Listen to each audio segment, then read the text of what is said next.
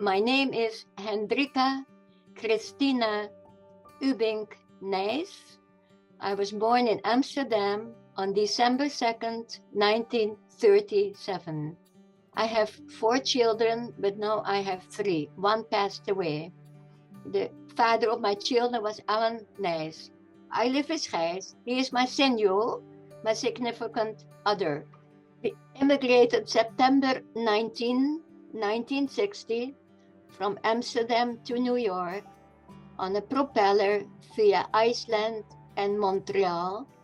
In New York, we took the train another 13 hours to Lansing, Michigan.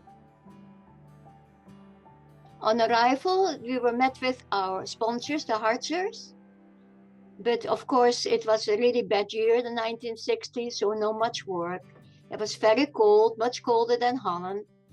And Mabel was, like I said, 2 years old. Martha was 8 weeks, so it was very hard times. Then, when there was absolutely hardly any work, we decided to go to California. We told the sponsors we're going to leave. Of course, they were sad, but we just had to. So we took the train from Jackson, Lansing, Jackson, Chicago to San Francisco. We had $100 in our pocket and 1 bag with sandwiches for a 3-day journey. We arrived in San Francisco and we stayed 2 weeks with friends. And after that, we go in not in a motel, but in a hospice or whatever you call that, a matchdima. She had a short pension. So we stayed there for a while, and I was pregnant of Michelle already when we left Michigan. And then in the beginning, of course, we didn't have any money. We borrowed $140 for the Netherlands Benevolent Society, which we paid back $10 a month. Later on, I became president from that organization, which I still am. But anyway, I needed $140 to go to the hospital for Michelle. So finally, in November, I had $120, and then Alan gave blood. So the whole bill for $140 could be paid. So I got my first examination in November, and Michelle was born December 7th. So that was the beginning. At that time, I started working for the Dutch Tourist Office in San Francisco. And then I started to being the representative of the organizations Ouders voor Immigranten, Wereldcontact, Weer zien over zee, and Wij komen. So I helped them out at the airport when they arrived or when they left or when they got sick or whatever happened to them. Even sometimes when they die, I have to go via the consulate and send it back to Holland. But then quite often, people were not met at the airport by the family. So they were stranded at the airport. So then we took them home. And then in San Francisco earlier, when we still lived on Philpott Street, we helped many Dutch and Dutch-Indo people who were just wanted help. So we helped them out. They didn't sleep over. But later, when I worked at the airport, quite often we had people over here in the house. And that's actually how it all started. Because I was helping everybody at the airport. So, and my airport kids were from Martin Air, and I helped them out. Whatever they needed to do, I helped them quite often. And then I helped all the oudjes who arrived and went back to Holland. So they call me the airport mother, and they are my airport kids, the one from Martin Air. I was president from the Hongkong American Society for a long time, but I did everything. When Alan passed away, I had organized like a little play, whatever. So nobody wanted to help me. So I had to do everything myself the next day when Alan was just passed away. He died the day before. So I thought by myself, that's it. I don't get any help from the people, and I quit. And then I started my own organization, the Netherlands American Cultural Heritage Organization, just to keep our Indo-Dutch families together. Give them a place to get together, to talk, to dance, to have a good time. And that's when I started that in 2001. Alan wanted to start his own organization, because the Habini was we had a little bit of problem with the Habini. So when he passed away in September, I decided to start my own organization. So we had a meeting in October, November, I think, with the Habini. I still wanted to help them at first, but so many things with them was not good.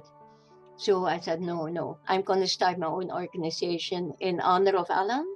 And that's what I did. So I formed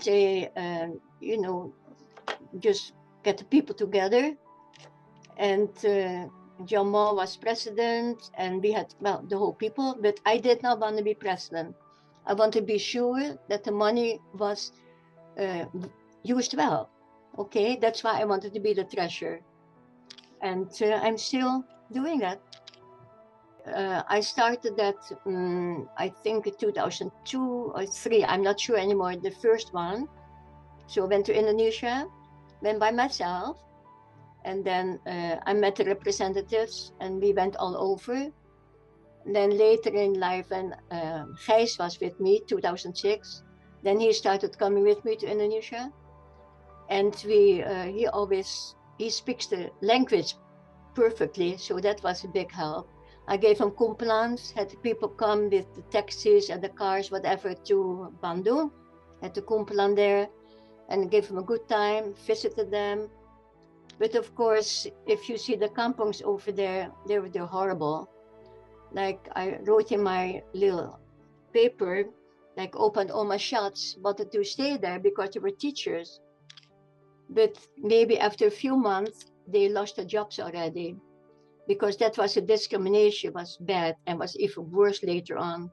So that's what made our people going all the way, quite often back in the kampongs, where it is so poor and horrible.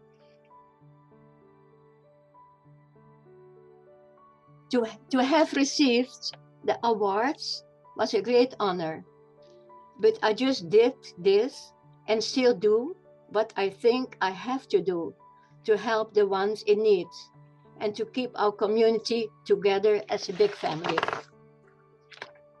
I will hope that I can keep open people's eyes like I did mine to help people in need. Okay, this one is cute. Okay, when we're in Lembang area, visiting one of our really old people, a lady, she was sitting next to Gijs, and she was trying to get his arm around him, So of course, he let her, right? Later, when we were home, I was washing his shirt. I was gonna go wash his shirt. I look in his pocket, and there was a little paper in there with her name and address, and a little heart. So that is really an anecdote, I think. I'm president of the Netherlands Benevolent Society for years already. That's what I'm still doing. I'm doing the ANMF. I'm doing, the parties for the people. I have my drop-ins at home. People can come here once a month. We have a potluck. They can dance in the garage if they want to, just to get together and keep our community together. That's what I'm still doing, but not starting any other organizations. I'm almost 87, so I think that's it. My hobby, cooking, and my children, and my grandchildren. I have to mention that Danny, my grandson, is in the ANMF already from the beginning, from when he was 16 years old.